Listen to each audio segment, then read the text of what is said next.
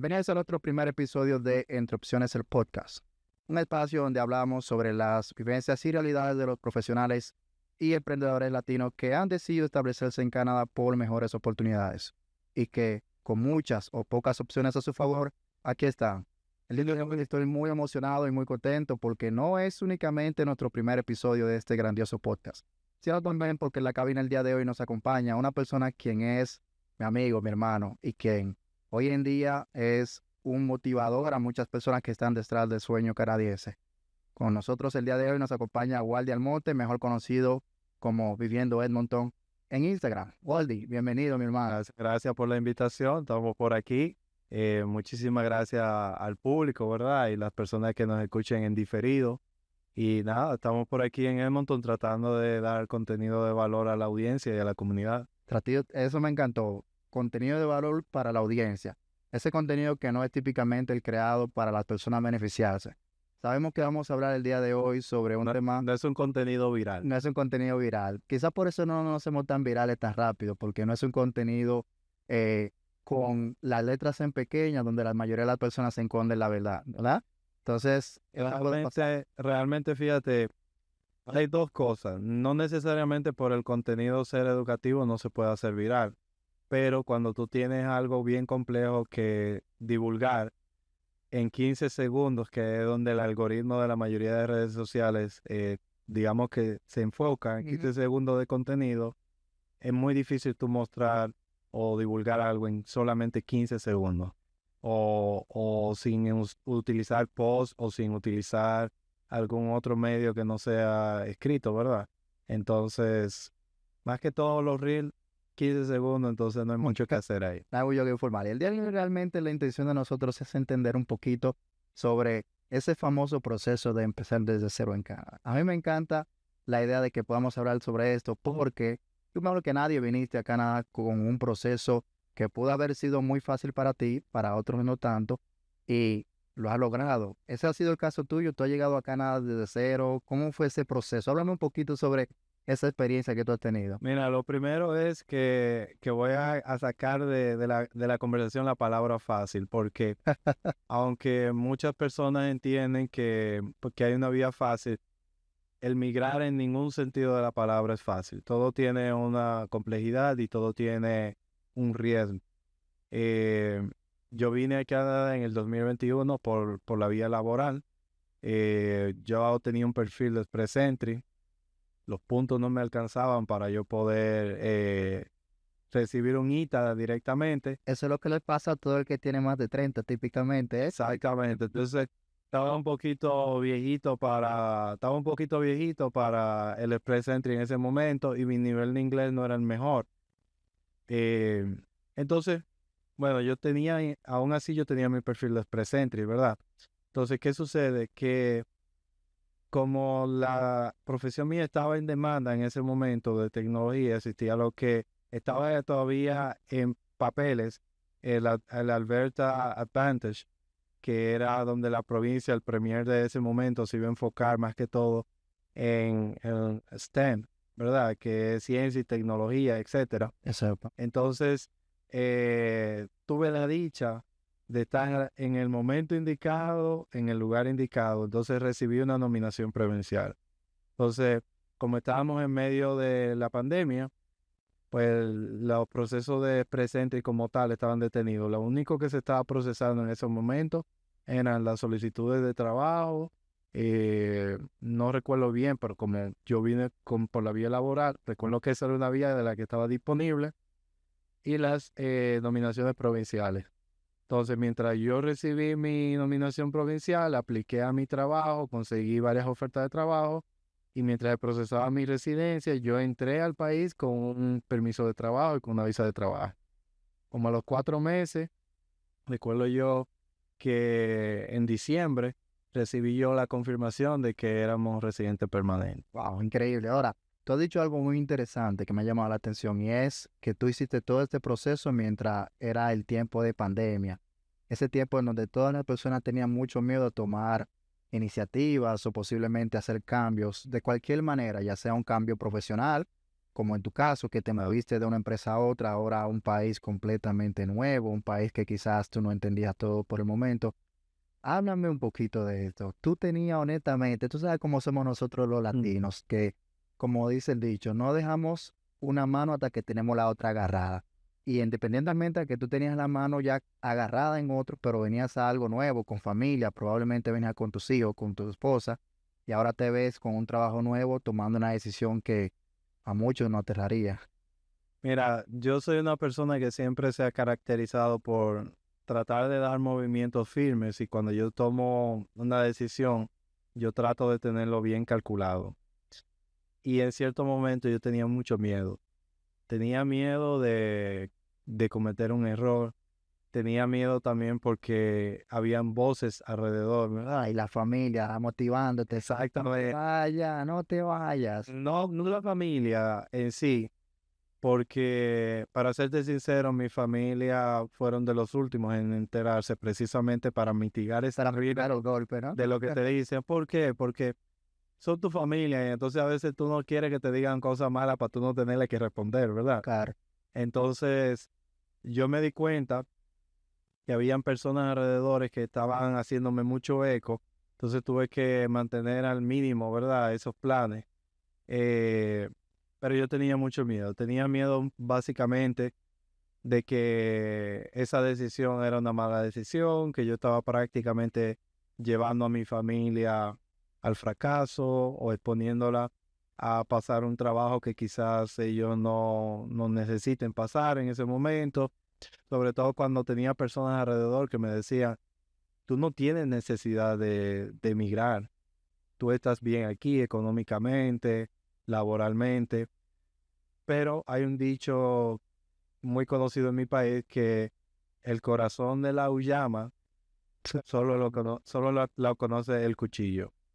Entonces, hay cosas que yo realmente estaba viviendo y que vi que iba a pasar en el futuro, sobre todo en la parte laboral, que yo no quería exponerme a eso, no quería pasar por ese trabajo. Para darte un ejemplo, Claro. hay muchos ambientes laborales donde ya con 32 años tú estás viejo para el mercado. Entonces, tú sales de una posición de 10, 15, 20 años y ya para emplearte se te hace básicamente imposible. La única opción que te dejan es o emprender o la parte informal.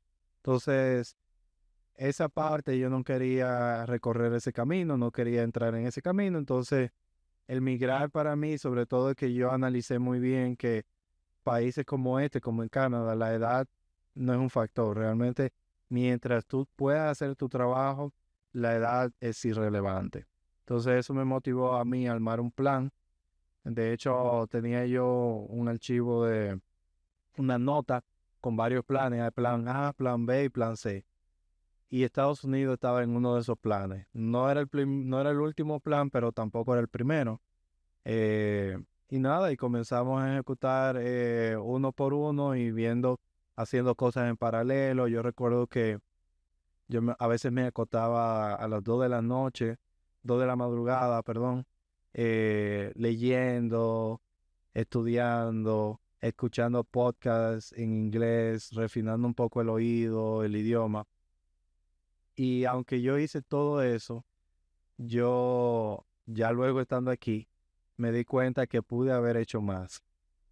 Pude haberme hecho más, sobre todo en la parte del inglés. Exacto. Porque ya luego estando aquí, pues me di cuenta de que hay una amalgama grandísima de acentos, de cultura, que uno cree que uno sabe inglés, pero cuando uno llega aquí tiene que volver a aprender. Y ahí es donde entonces nosotros entramos en el famoso tema de la adaptación. ¿Qué tan pronto nosotros tenemos la capacidad de adaptarnos? Es bastante interesante porque de por sí los latinos tenemos la característica de que donde llegamos nos adaptamos rápido. Pero no es como tú dices, que llegamos bien chicos, bien jóvenes, y entonces esa curva de aprendizaje o de adaptación puede ser menos impactadora. ¿Por qué? Porque mi enfoque está principalmente en educarme, en simplemente empezar a rodearme de personas de este lugar y no necesariamente en traer lo que sería el pan a la casa. Ya yo como profesional se espera de mí cierto tipo desarrollos y cierto tipo de técnicas de mi carrera que no puedo decir no las sé por el idioma, tengo que también No, y mostrarla. tú tocaste uno de mis miedos. Uno de mis miedos era el yo entender que aunque yo venía de un país de tercermundista, ¿verdad? Por así decirlo, yo tenía la capacidad, entonces yo mismo no me creía eso, de que yo tenía la capacidad de asumir el reto. Uno tiene siempre como ese miedo de uno entender que no, porque uno viene de un país de tercer mundo, no está en capacidad de hacer las cosas, ¿verdad? Con calidad. Nosotros saboteamos muchas veces, ¿verdad? Totalmente. Entonces, el yo entender que yo tenía cualidades, tenía habilidades y que podía utilizarlas, pero que también debía de estar abierto a aprender nuevas cosas, a salir de mi zona de confort por mi bien y porque al final estratégicamente me convenía retroceder un poco para poder avanzar.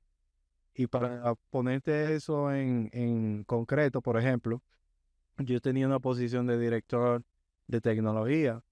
Eh, Ciertamente sí, yo tenía un día a día involucrado directamente con lo que es la programación y eso. Yo lo hacía más como una iniciativa propia para yo no eh, volverme obsoleto o desactualizarme. Claro. Luego eso me benefició a mí porque cuando a mí yo conseguí varias ofertas, era lo primero que me preguntaban. Pero yo veo en tu CV que tú has trabajado como manager, como director, y cómo es eso que tú tienes experiencia como programación. ¿Cuándo fue la última vez que tú escribiste una línea de código? Y todo eso me preguntaban. Y yo le decía, no, espérense. Yo estoy como director, pero yo en mi hora libre, yo tengo un emprendimiento, yo tengo una empresa que yo mismo soy el programador número uno, yo soy mismo el que da las asesorías de tecnología, el que hace las implementaciones y todo eso. Y yo hago eso a la vez para mantenerme actualizado y para mantenerme relevante.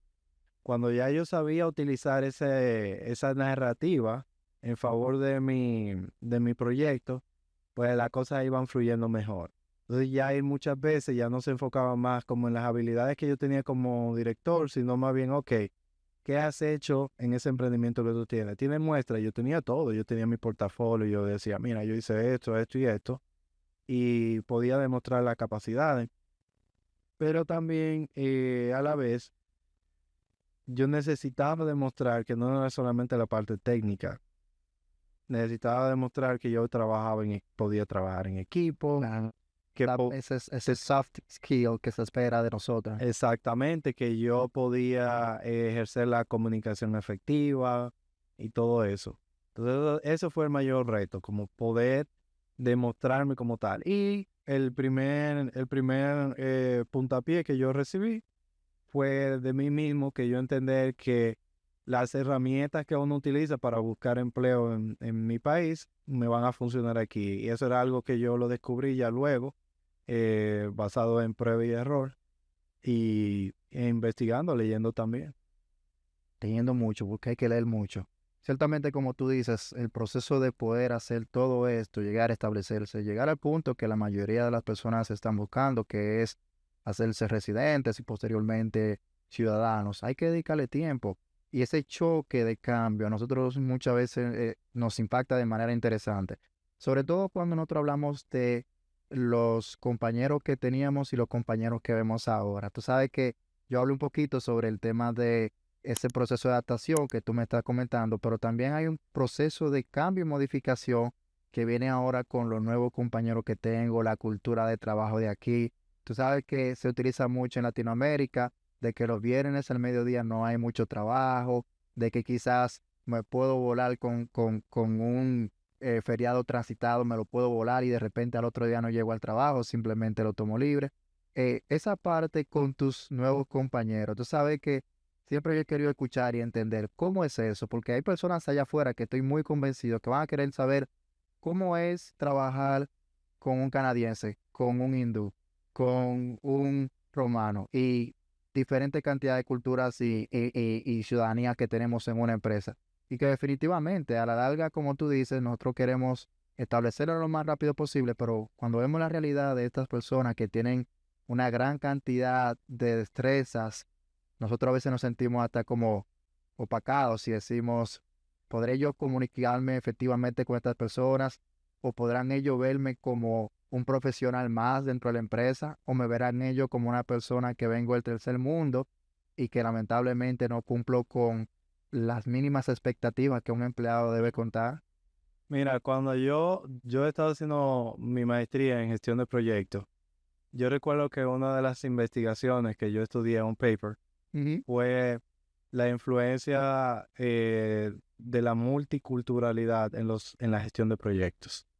Y para hacerte un resumen, básicamente, cuando tú tienes una cultura homogénea, a decir, bueno, más o menos homogénea, hablan el mismo idioma, manejan la misma moneda, misma ubicación geográfica, pues las variables son menos que hay que poner en juego, ¿verdad? Ahora, cuando tú le agregas el tema de la multiculturalidad, ya ahí las cosas se multiplican, la complejidad se multiplica, los problemas se multiplican, porque, por ejemplo, quizás lo que se ve es un acrónimo para una persona o una abreviatura, por así decirlo, no significa lo mismo para otra persona. Claro.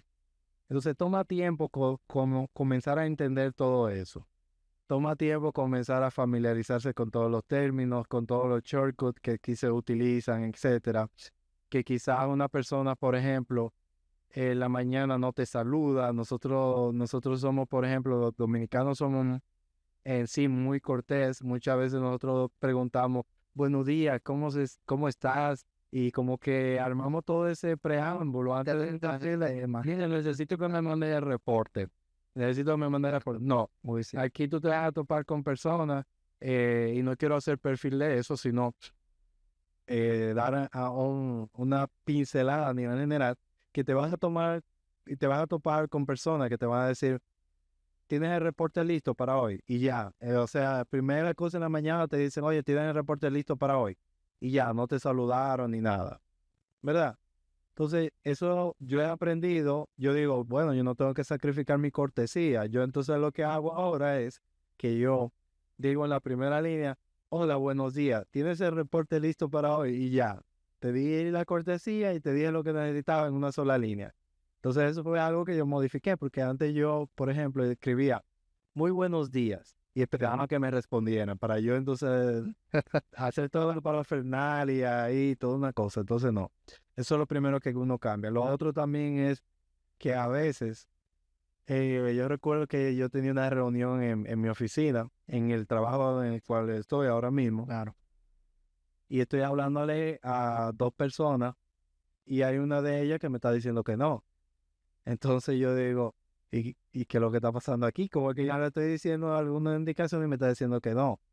Pues la cultura de esa persona que no significa que sí. Significa que sí.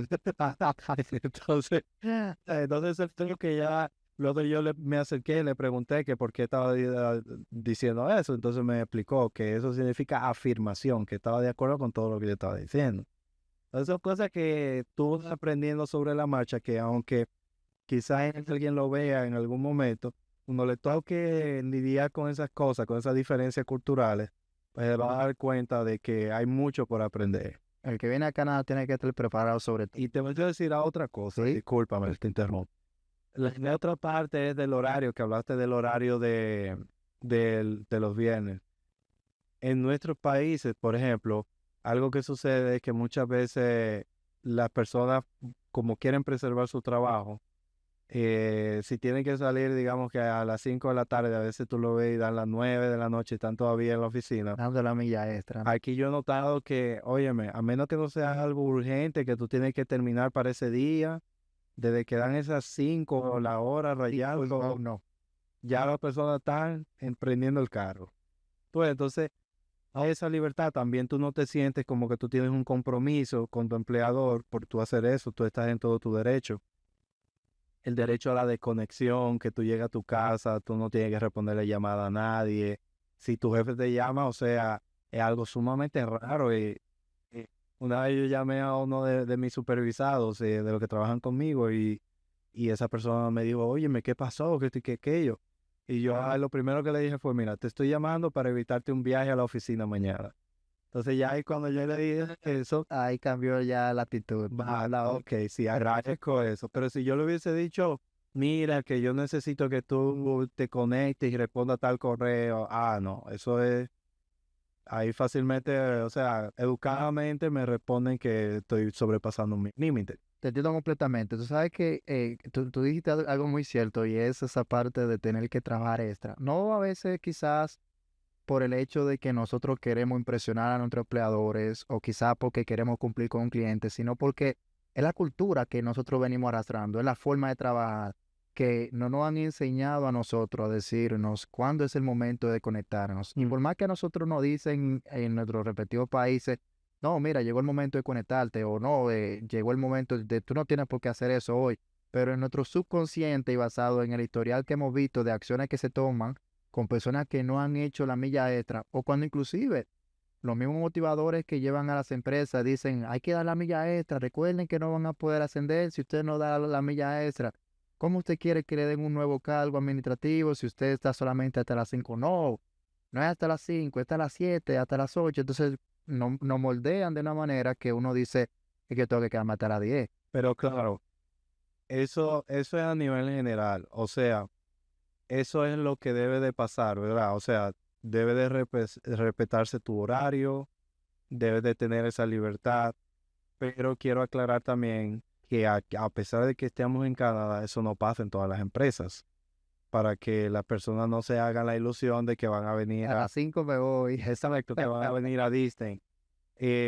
Hoy por hoy, o sea, Canadá no es un lugar 100% perfecto, ¿verdad? No podemos decir que aquí todos los problemas se van a resolver y es posible que en el ambiente laboral uno se tope con varias escenas no deseadas, varios encuentros no deseados como discriminación, abuso verbal laboral, etcétera. Te voy a hacer una Pero, pregunta ahí.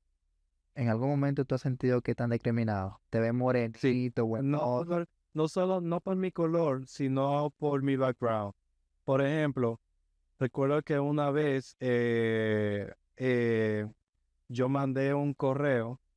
No, yo no mandé un correo, yo mandé un documento con un texto y yo utilicé, por ejemplo, un lenguaje formal, porque yo entendía que estábamos en una empresa pues formal. Claro. Entonces, el jefe de mi jefe, no mi jefe directo, el jefe de mi jefe dijo que había que, ¿cómo fue que él dijo? Él dijo como que había que ponerle un tono un poquito más caliente, more warm. Entonces, yo entendí eso y yo reformulé el texto y realmente lo puse un poquito más amigable, más relajado el texto, estaba muy formal, estaba como que yo estaba en una corte escribiendo algo, ¿verdad? Entonces, ya yo lo había hecho, yo estaba en el documento, yo estaba ya listo para enviarlo. Entonces, la forma como el jefe de mi jefe respondió, como que quizá él no pueda hacer eso porque como que el inglés no es mi idioma nativo. Ujú.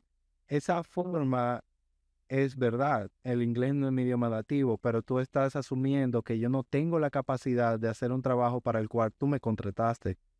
Y se supone que tú me contrataste y que yo tenía el nivel indicado del idioma, ¿verdad?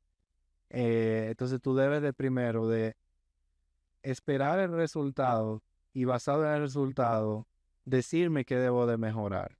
No asumir que porque yo tengo un background o que yo hablo español como lengua materna, yo no estoy en la capacidad de hacer un texto con un tono un poco más relajado en inglés, que al final lo hice y mi jefe directo lo vio y dijo, eso está fenomenal y lo aprobó. Pero fíjate cómo el jefe de mi jefe asumió que yo no estaba en capacidad de eso. Otra vez fue que también yo me referí a un objeto, a la propiedad de un objeto, it, ¿verdad? Que es el proverbio, el pronombre posesivo. Claro. Y no cuando yo digo it it con apóstrofe de delante, ¿verdad?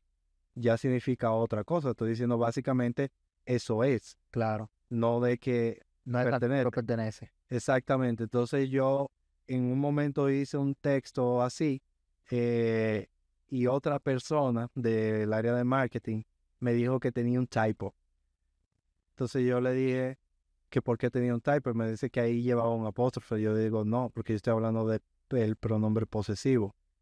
Entonces la persona en ese momento también asumió y me dijo que si en español eso pasa.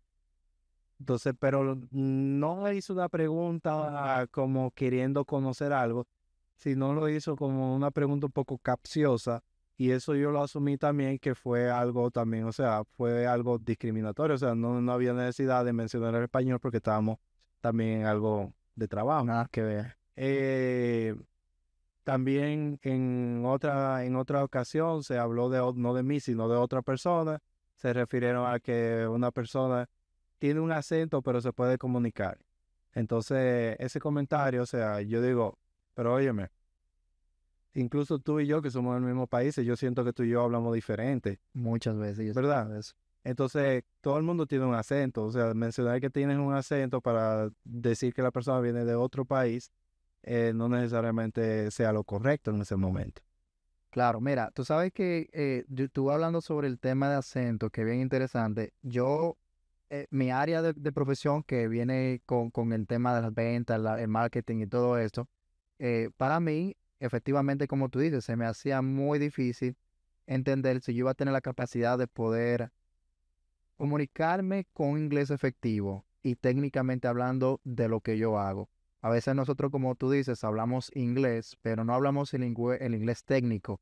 Ese inglés que nos amerita tener conocimiento sobre el campo en el cual nosotros nos estamos desestresando. Y es interesante como nosotros aquí salimos adelante. Es una manera increíble como nosotros podemos crear esa sinergia para nosotros entender, pero también darnos a entender. Y creo que a diferencia de quizás otras personas, nosotros podemos en muchas veces o muchas ocasiones, podemos llegar al punto de poder dejarle a las personas saber que podemos entenderles y que Mm. podemos hablar el idioma. Y de hecho, es bastante interesante porque cuando tenemos ese acento marcado, por lo menos estamos diciendo, hablo más de un idioma. Exacto. No solamente estoy limitado al inglés. Y no solamente eso, fíjate, algo que yo en algún momento también me sentía que debía de mejorar era deshacerme de mi acento. En cambio, en un momento logré entender que eso es un plus para mí. Eso al final es una marca personal. Entonces yo la he utilizado, esa marca personal del acento, para mi beneficio. Eh, Fíjate, un día yo estaba hablando, estaba haciendo una presentación, un demo estaba haciendo al final del sprint. Y hubo una persona que me hizo una pregunta y yo no la entendí, yo no entendí lo que me quiso decir. Entonces yo entendí que el problema era yo, pero había otro hablante nativo del inglés y dijo, a- abrió el micrófono y dijo, a sinceridad yo tampoco entendí. Entonces ahí automáticamente a mí se me como que me calmé y dije, óyeme, tranquilo, que o sea, si Eso no se entendió, no se entendió.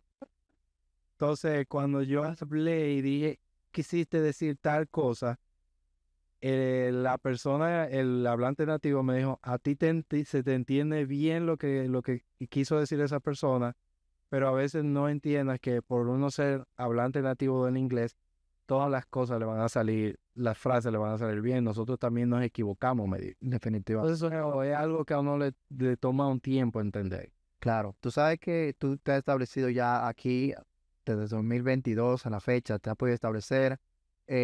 ¿Cuáles han sido quizás algunas de las cosas que tú piensas que te han ayudado a establecerse aquí de manera rápida, pero también diría yo como a crecer? Porque una cosa es poder establecerse y quedarse ahí, otra cosa es me establecí y seguir como un misil para arriba, porque nosotros es la actitud que venimos acá, ¿no? Lo primero es lidiar con el síndrome del impostor.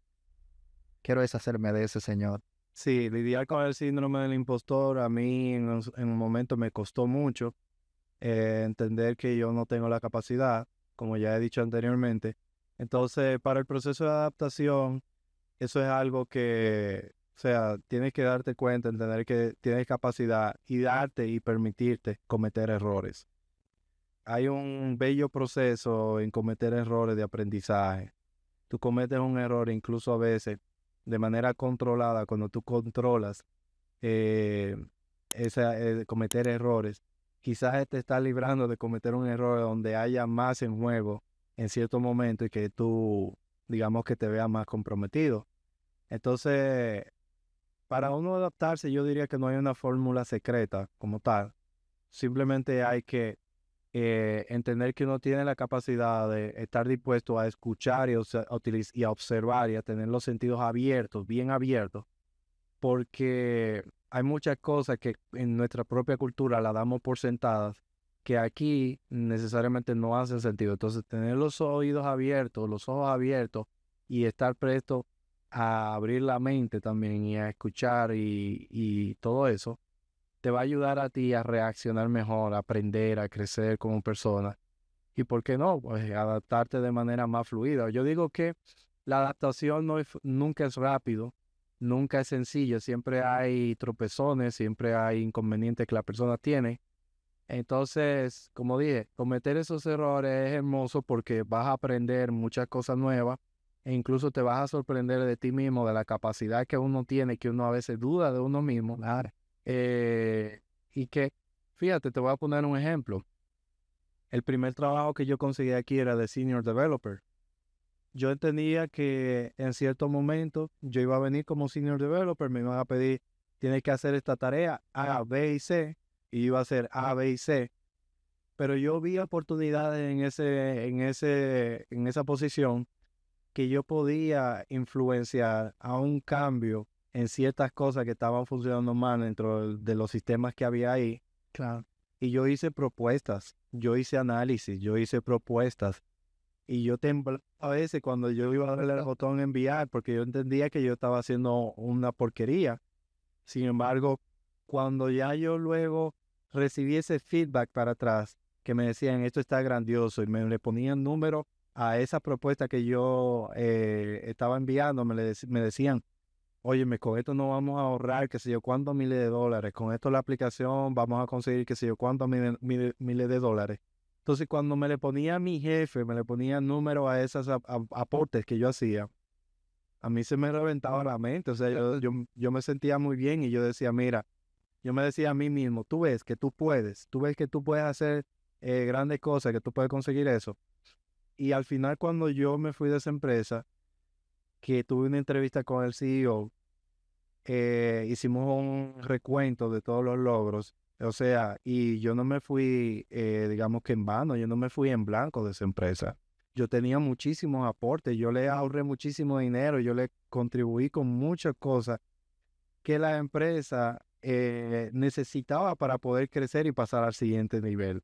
Sin esas cosas que yo propuse, que son muy técnicas, no las voy a mencionar ahora porque son muy técnicas en el área de software, hacer que las aplicaciones puedan ser utilizadas en más de un servidor, por ejemplo, que sean escalables, que sean a prueba de desastre y todo eso, era algo que yo no tenía. Entonces yo hice propuestas de arquitectura de software para que la empresa pueda mejorar en ese sentido sus aplicaciones. Y de eso se trata. Yo creo que al final del día nosotros queremos crear conciencia en un grupo de personas que están allá atrás y que dicen, óyeme, yo quiero irme, yo quiero migrar, yo quiero salir, yo quiero experimentar un lugar nuevo, pero tengo miedo porque no sé si voy a tener la capacidad. Principalmente aquellas personas que quizás no tienen las carreras más conocidas o estándares en la mayoría de los lugares, como ser un developer o como estar en un área de tecnología o ser de ciberseguridad. Entonces, en ese sentido, pues muchas personas saben que hay contables, que hay de repente, no sé, vendedores, que hay de repente, no sé, coordinadores de cualquier otra área que sienten ese temor. De hecho, era uno de los temores míos principales. Yo decía, yo estoy en el sector tecnología, pero yo no soy desarrollador. Yo no desarrollo, yo no tiro ningún tipo de código. Lo mío más que nada es consultoría, asesoría. Pero fíjate que aún así sigo estando en un renglón muy específico de las ventas, ventas de tecnología. Y llega un momento donde tú dices, ¿podré yo realmente hacer residencia y podré establecerme en un país donde vender no es un cachú aquí, hermano? Así de sencillo. Aquí tú no puedes utilizar esas herramientas que tú típicamente tienes de descuento, de vamos a salir a almorzar y yo te pago el almuerzo para que tome una decisión de 100,000 o $150,000. Ventas compulsivas. Esas ventas compulsivas no se puede tampoco constantemente insistir en el teléfono. O sea, es una manera completamente diferente que en otro momento, en otro capítulo, yo estoy seguro que vamos a hablar más a fondo sobre esto, pero el hecho de poder nosotros decirnos nosotros mismos, podemos establecernos y podemos hacerlo. Yo estoy convencido de que sí es posible, pero también estoy convencido que hay que hacer esas cosas que tú mencionaste de hacer más. Y mira, y tú dijiste a las personas que quieren migrar, yo me iría más lejos. Yo quiero también incluir personas que están ya aquí dentro de Canadá, latinos u otras personas que hablen español, ¿verdad? Eh, Hay muchas personas aquí que ahora mismo están sin empleo, están en Canadá, incluso hasta son residentes permanentes y no pueden conseguir un empleo, simplemente porque no saben cómo venderse a sí mismo, cómo vender su perfil, ¿verdad? Como proyecto a sí mismo a un empleador. Y necesitan también, primero, creerse la película a ellos mismos para ellos poder vender la película a otros. Claro. Y eso es algo que yo siempre, incluso a mis empleados ahora mismo, los que yo superviso, que tengo 2 equipos, yo le digo eso. Óyeme, el tema no es tanto con lo que tú sepas. El tema es que tienes que saber venderte también. Tienes que saber presentar qué tú ofreces, qué tú traes, cuál es tu portafolio, cuál es el beneficio de trabajar contigo. Entonces cuando tú te visualizas tú mismo como un producto, como un proyecto que tú quieres vender, entonces ya ahí tú comienzas a entender muchas cosas. O sea, la simple pregunta de por qué quisieran emplearme a mí en vez de emplear a otra persona. A otros muchos, porque aquí no es como en Latinoamérica típicamente, hay una posición y ves 20, 15 aplicaciones, vamos a decir 100 aplicaciones como muchas. Aquí tú ves una posición y de repente tú tienes en cuestión de 1 o 2 días 500 personas Definitivamente. que tienen un perfil agresivo, tienen 3, 4, 5 idiomas, tienen 2 carreras, tienen un posgrado, tienen tantas habilidades que tú te quedas como no hay forma de que yo quepa aquí. Bien, en mi equipo yo tengo a 2 personas. Tengo a un señor que es profesor, que yo lo superviso. Él es profesor de la Universidad de Alberta, profesor en la área de tecnología. Increíble. Y tiene un doctorado y viene con 800 maestrías. Y yo soy su supervisor. Entonces, eso como que en cierto momento como que te intimida, ¿verdad? Claro, óyeme. Cuando yo llegué de donde yo trabajo, yo pedí el CV de todo para conocer y saber cuáles eran las habilidades, el toolset que yo tenía. Claro. Y comencé a analizar perfil por perfil y yo vi este señor y vi a otra persona que también tenía un doctorado y yo digo, pero yo tengo 2 científicos aquí y ¿cómo yo voy a manejar esas personas? Tú ves, y lo mismo para, como tú dices, para las aplicaciones donde yo trabajo a veces abren una posición de senior developer o junior developer y reciben más de 500 aplicaciones en menos de una semana. Entonces, a veces las analistas de recursos humanos no dan abasto porque tienen un volumen muy grande. Entonces, a veces también se sienten con la preocupación de que el perfil ideal para la posición, por falta de un correcto filtrado de todos esos perfiles, se pierde. Se pierda. Entonces, la competencia aquí en el ambiente laboral, siempre dicen, no, en Canadá hay muchas posiciones laborales abiertas. Sí, hay muchas posiciones laborales abiertas, pero también para una posición hay muchísima gente también aplicando. Entonces, la competencia es grande. Y me encanta que tú toques ese tema, Waldi, porque tú sabes que aquí se vende mucho el contenido de migra a Canadá y gana 5, 10, $15,000. Ese es el tema picante. Yo sé que el público que hoy en día nos están viendo en este episodio, yo sé que van a decir, hablarán ellos de dinero. Eso es lo que típicamente el que también está haciendo esa transición, porque fíjate, tú ganas con facilidad, vamos a decir, 150, $200,000 dominicanos en República Dominicana, por decir un ejemplo, y tú dices, estoy ganando suficientemente bien aquí, voy a ir a Canadá o Estados Unidos a ganar, no sé, $2,000, $2,500, que quizás me va a dar únicamente para pagar la casa si acaso, o me voy a llenar quizás los ojos diciendo, yo voy a poder ganar $5,000, como vemos que a veces hay personas que dicen la cantidad que ganan y quizás fuera, cuando la persona lo traduce, dice, óyeme, pero esa persona está ganando $5,000, equivalente a 230,000 pesos dominicanos, en un trabajo que no es muy demandante, que no es de alta gerencia, como típicamente se espera que estas personas ganen eso. Honestamente, sin necesidad de decirnos que tú ganas los 15 o los $20,000 mensuales, aunque sabemos que tú estás muy cerquita de ahí, No, pero pero tú estás en casa, yo no de aquí. ¿qué tú le agregarías a una persona que está actualmente en el sector de tecnología como tú, que actualmente estás devengando un rango aproximado basado en términos monetarios? ¿Cómo tú piensas que te está yendo y cómo tú crees que es la realidad de este mercado?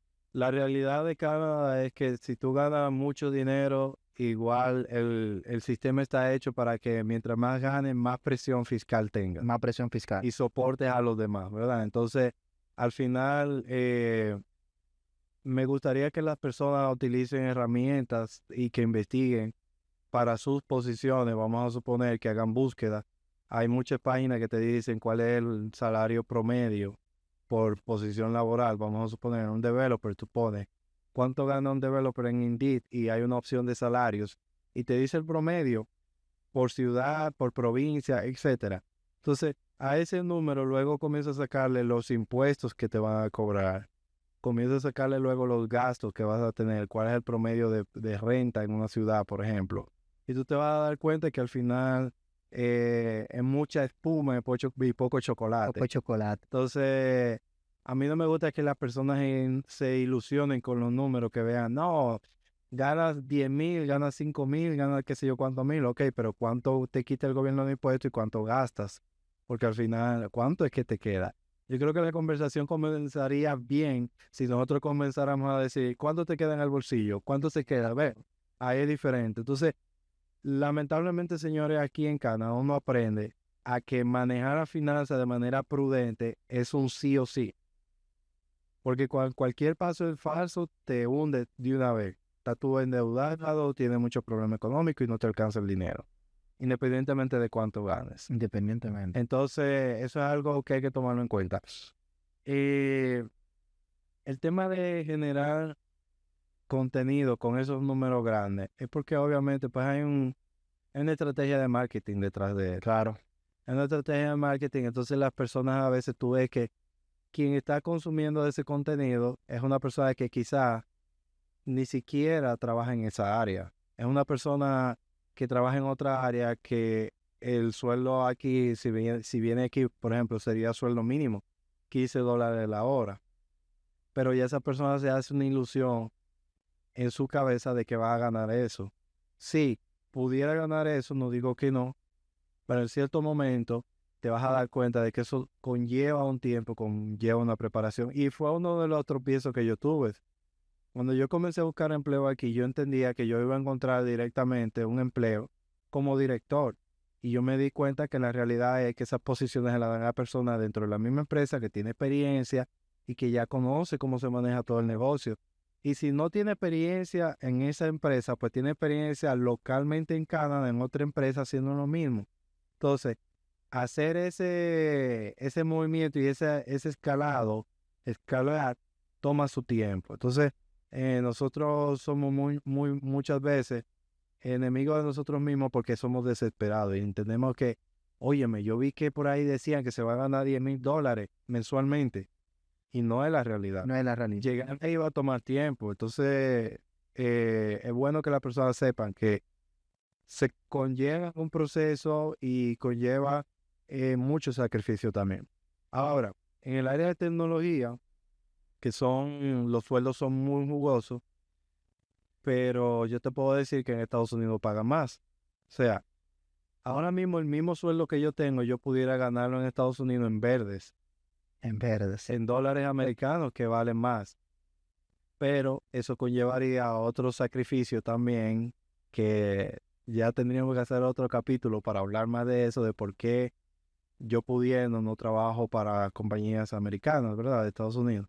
Entonces, bueno, es bueno hablar de eso, es bueno hablar de que cada cosa no todo es como lo pintan.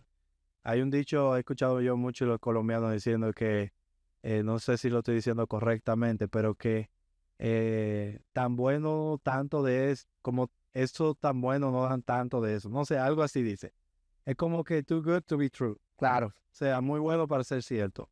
Entonces, la gente a veces se deja llenar los ojos por esas cosas, pero no ve solamente lo que está fuera del iceberg, de la superficie, pero todo el cuerpo debajo, todo el sacrificio, todas las malas noches y todo eso para llegar ahí donde está, eso la gente nunca lo ve. nunca lo ve. Y eso no vende, obviamente. Claro, por esa razón, como tú dices, el contenido que vende es el hablar del número grande, ¿verdad? Poner a esta persona que quizás lo que es de repente Hay una un lógica. conserje, exacto, pero de repente un conserje y está ganando $8,000 al mes, pero Hay un suicidio. Y yo siempre he querido decir esto, gracias que tengo la oportunidad de decirlo aquí.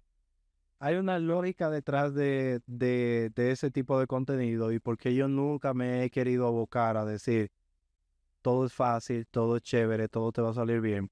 Porque a nosotros como seres humanos, cuando estamos en un problema, nos gusta escuchar que nos digan, ¿verdad? Esto es fácil, tú vas a solucionar el problema fácil, rápido y con poco sacrificio. cuando te haya resuelvo lo que dice. Exactamente. Entonces, a nosotros esas cosas nos enamoran y nosotros, tú pones dos contenidos de una persona que dice, no, tienes que hacer esto en 10 pasos, te va a tomar esto y esto y esto, y pones otro que te va a decir, logra esto fácil en un paso, en 2 pasos. La persona se va a ir por los 2 pasos porque nosotros buscamos siempre psicológicamente la solución más rápida y eficiente a un problema. Esa es la psicología detrás de eso. Entonces, cuando tú le presentas a alguien un contenido que le dice, eh, resuelve esto o migra a Canadá con este programa súper sencillo. Y esto, Vas a tener que saber inglés, exacto, no tiene que saber inglés, no tiene que hacer nada. La persona dice, ok, ya yo estoy listo entonces. claro. Ya resolvió el problema. Entonces ahí luego es que viene. Yo he visto muchas personas que se decepcionan de Canadá. Se decepcionan en los primeros meses, se decepcionan en los primeros años, o se decepcionan a largo plazo. Por eso, porque se hicieron unas expectativas de que todo era fácil y cuando se dan cuenta que la cosa es diferente aquí, que no es fácil como en ningún lugar, pues ahí comienza esa decepción. Sí, y es bueno que se mencione específicamente, como tú dices, la parte en inglés. Señores, para hacer residencia, voy a ser bastante claro en esto, para hacer residencia en Canadá es obligatorio saber inglés. No hay forma de hacer un proceso de residencia sin tener una evaluación en inglés que certifique que usted habla inglés. Tú me corriges si estoy en lo correcto. Hay otros métodos, por ejemplo, cuando una persona se casa con un canadiense, obtiene la residencia, Automáticamente ahí sí, pero si estamos hablando del proceso, un proceso de refugio, por ejemplo, un proceso de refugio o un proceso, por ejemplo, de razones humanitarias y de compasión, que obtienen la residencia a través de eso, pues ya en inglés. Pero yo prefiero decirle a las personas que sí necesitan el inglés. ¿Sabe por qué? ujú, Porque a la larga, cuando una persona se rompe un hueso y va al hospital y te están haciendo una pregunta de que si tú eres alérgico a la aspirina o tú eres alérgico a ciertas cosas, ¿qué tú vas a responder? Tú no estás entendiendo lo que no estás entiendo. diciendo. Entonces fácilmente te inyectan algo y te matan y ya, por tú no saber el idioma. Y no solamente eso, tus hijos están en la escuela, están teniendo problemas y te llaman a la escuela y te están diciendo cuál es el problema y tú no estás entendiendo. ¿Y qué vas a tener que hacer? Preguntarle al mismo culpable de qué es lo que está pasando, al mismo hijo qué es lo que está pasando con ellos. Entonces, cuando tú vas a un supermercado, para tú también tener mejores condiciones laborales, no creas que una persona que no sabe inglés va a venir aquí a ganar $10,000. Eso es No imposible. hay forma. O sea, legalmente es imposible, ¿verdad?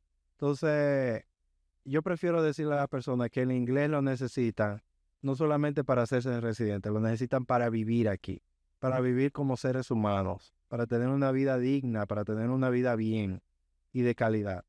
Porque al final, ¿qué sentido tiene tú decir, sí, estoy en Canadá, pero realmente eres un esclavo porque estás aislado totalmente de la cultura, del mercado laboral y de todo. No te puedes comunicar con nadie. Exacto, entonces ni con tu vecino, no puedes ser vecino.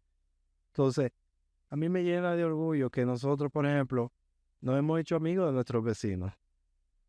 Y mis vecinos tengo vecinos de la India, tengo vecinos nativos canadienses, indígenas, tengo vecinos caucásicos canadienses, tengo vecinos de Filipinas. Entonces, personas de mucho background y con otros idiomas. ¿Y cuál es el común denominador? El inglés. Ellos van a hablar español, yo no voy a hablar hindi, yo no voy a hablar tágalo. Claro. Entonces, el inglés es el idioma. Entonces, ¿cómo? Si en algún momento incluso hasta para coordinar cualquier cosa con mis vecinos, yo necesito hablar con ellos, pues necesito hacerlo con el idioma. Entonces, señores, el idioma es lo más importante de la vida. Nosotros como seres humanos es comunicarnos. Y si usted no tiene el idioma inglés, no va a poder comunicarse. Definitivamente. Para cerrar, Vamos a cerrar tan pronto. vamos a hacer, no, tenemos tiempo. Vamos a preguntarle a los encargados. ¿Todavía tenemos tiempo? Dicen que sí, tenemos algunos 10 minutos más adicionales. Es mucho lo que hay que hablar, pero para eso tenemos que seguir haciendo otras secciones. Si van a venir, esos episodios definitivamente vas a venir. Pregunta, ¿te sientes tú arrepentido de haber migrado a Canadá? ¿Qué sientes? Tú sabes que tú y yo ya estuvimos fuera de cámara hace mucho tiempo, esa conversación. Siempre, señores, uno como ser humano no siente a veces como el FOMO, Fear of Missing Out. Eso es básicamente tú sentir esa presión de que te estás perdiendo de algo y tienes que aprovecharlo. Yo cada día me doy más cuenta, viendo incluso noticias de mi país, viendo cómo está la situación, que la mejor decisión que yo tomé fue emigrar a Canadá. Y no es el país perfecto, no es el mejor país, pero a veces cuando yo digo, óyeme, cuando yo veo que los problemas de aquí los comparo con los problemas de mi país, yo digo, no, esto es un juego de niños aquí. O sea, y no solamente eso, en el ambiente laboral también. Cuando yo veo que las personas aquí se ahogan en un vaso de agua por cositas que tú vienes y dices, no, espérate, todo lo solucionamos rápido. Clic, ya, resuelto. Y ya. Entonces, me convenzo yo a mí mismo cada vez de que fue la mejor decisión. Estuve en mi país el año pasado, estuve en mi país y me convencí nuevamente de que, óyeme, sí, no quiero definitivamente, si me perdí de algo, sí, me perdí con gusto, o sea, no quiero seguir más aquí. Entonces, estoy muy feliz, ahora yo estoy creciendo, incluso donde trabajo he tenido más oportunidades, he conseguido cosas que me tomaron en mi país mucho más tiempo, prácticamente casi toda mi vida, lo que tengo de vida, conseguirla, que aquí yo lo he conseguido en muy poco tiempo. Y no solamente eso, para que no la audiencia no se me emocione diciendo, lo has conseguido en menos tiempo, sino que lo he conseguido de manera orgánica. Tú bien sabes que muchas veces para no conseguir una posición en nuestros países hay que romper brazos, hay que hacer cosas no tan éticas, muchas veces hay que tumbar un poquito de polvo, ¿verdad? Porque muchas veces no es por mérito, sino por conexión y en ya. Que también le caigo al encargado. Exactamente, entonces tú ves, cuando tú ves esas cosas y que tú no tienes esa presión de que tienes que quedar bien siempre con tu jefe obligatoriamente. Yo he visto personas aquí que a su jefe le hablan, o sea, lo ponen en su lugar, respetuosamente lo ponen en su lugar. Y ahí quedó todo y no pasa nada, porque el jefe sabe, porque el otro con datos lo puso en su lugar. Lo corrigió con datos. Ahora, la situación es que hay ambientes laborales que eso, obviamente, si tú haces eso, pues quedas sin empleo, ¿verdad? Pero no es la generalidad, no es lo general aquí, son excepciones, pero estoy muy feliz, o sea, ha valido la pena. Algo muy importante de por qué nosotros tomamos esa decisión también es por el futuro de nuestros hijos. Yo con 2 hijos que tengo, yo no quería verlo a ellos creciendo en una sociedad sin oportunidades, que al final yo pueda pagarle a ellos buena educación, pero cuando ellos tengan que insertarse en el mundo laboral no tengan opciones, estén entre opciones, como dice el Como podcast. dice el podcast. Entonces, es la realidad que se está viviendo en mi país, que personas que tienen mucha capacidad, que son profesionales, no se pueden insertar en el mundo laboral porque no tienen un enllave, no tienen una conexión con alguien que esté bien posicionado y que lo ayude a entrar. Entonces, al final, ¿qué sentido tiene invertir en una gran educación en tu hijo si al final ellos no van a poner en práctica su conocimiento y todo el tiempo que ellos invirtieron en eso? Entonces, aquí es diferente. El otro día me dijo mi hijo que él quisiera trabajar en la NASA. ¿Sabes qué yo pensé? Si yo hubiese estado en mi país, eso es imposible, le hubiese dicho yo. Obviamente yo no le voy a decir a él que es imposible porque le estoy poniendo un límite a su sueño, ¿verdad? Claro. Pero para mí mismo dentro yo digo, eso es imposible. Tendría que irse del país porque nosotros incluso no tenemos presupuesto para exploración espacial en mi país.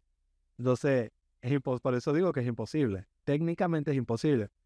Tendría que emigrar a un país que sí tenga exploración espacial y que tenga presupuesto para eso, como aquí Canadá tiene una agencia espacial. Claro. Ahí, de hecho, un astronauta que yo seguía, eh, se me olvidó el nombre, pero que él así se hizo muy viral con sus videos en el espacio, eh, es canadiense.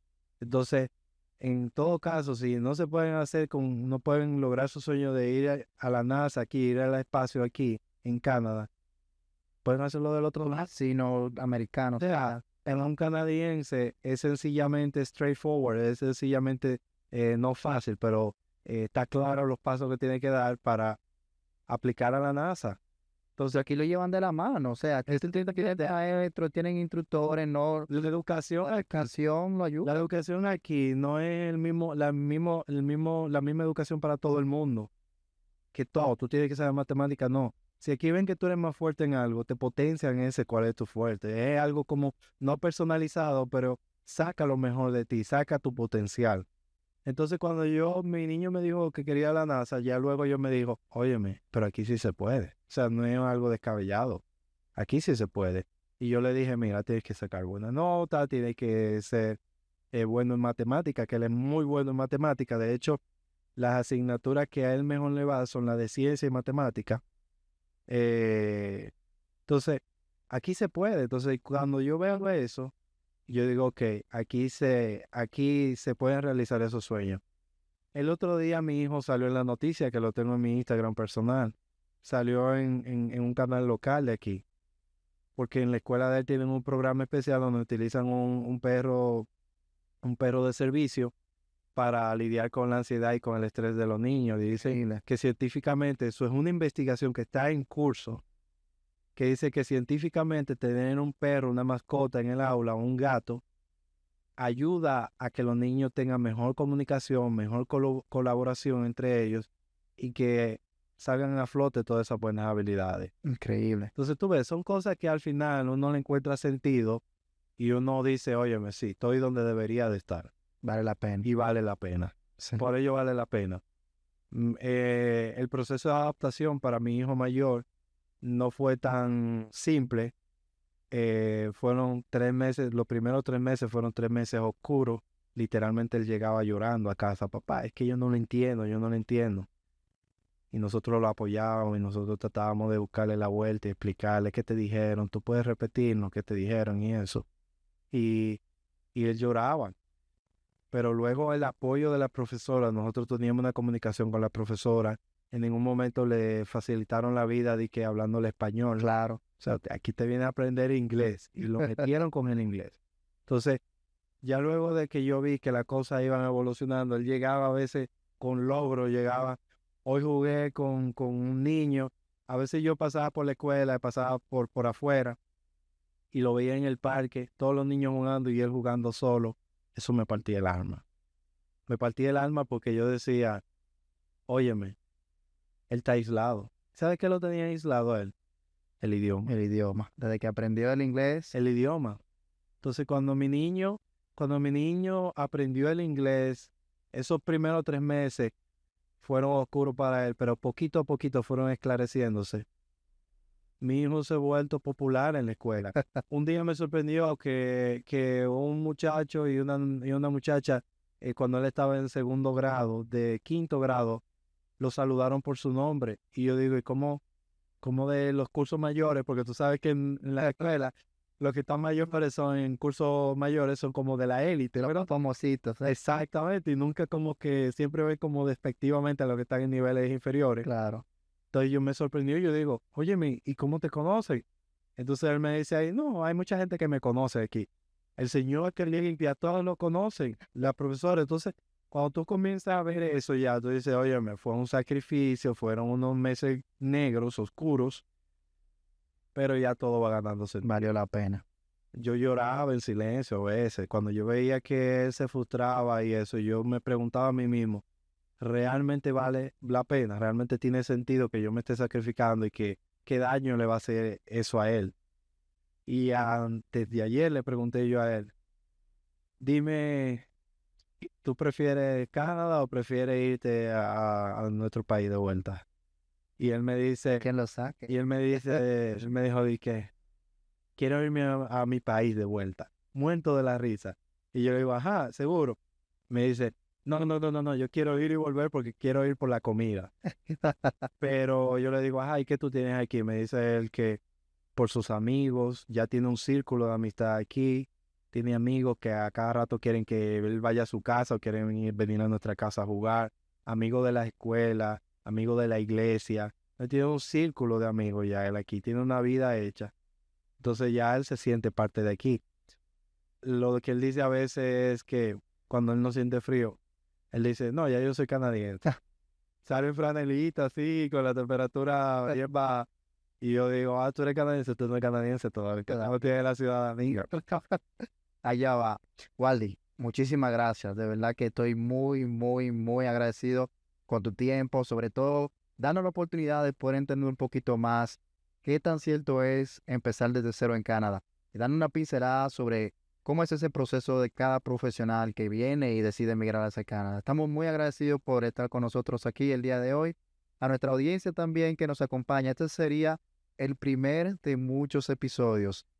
Un episodio a la vez, como decimos, pero que va a traerle contenido verdadero, le va a traer información para que esa decisión que usted está buscando tomar sea de ayuda y pueda terminar de entender qué tan cierto es la vida profesional aquí en Canadá. Les pedimos que por favor nos sigan en las diferentes redes sociales. Nos pueden encontrar en Instagram como Viviendo Edmonton. Y puede seguirnos a nosotros también como Entre Opciones. Le agradecemos el tiempo y nada, será hasta la próxima. Gracias. Muchas gracias.